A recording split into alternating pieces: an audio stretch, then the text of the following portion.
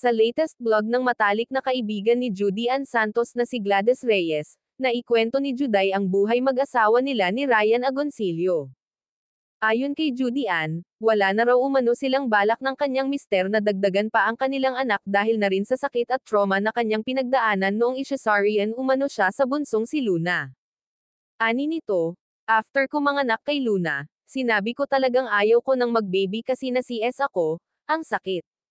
Kay Lucho normal birth ako, kay Luna, CS ako. Sakit na sakit ako. Na-trauma ako sa pain kasi hindi ako ready na ma-CS, eh. Gayun din, sinabi ng aktres na wala na umano sa kanyang plano ang pagbubuntis dahil sa kanyang edad. Aniya, after ni Luna, nung lumalaki na siya, okay na.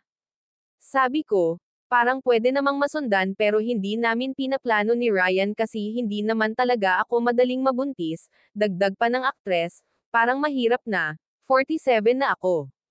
Binanggit din ni Judy Ann na bukas pa rin ang kanyang mga anak sa pagkakaroon ng isa pang kapatid, subalit kung wala na talagang darating pa ay kontento na rin ang mga ito.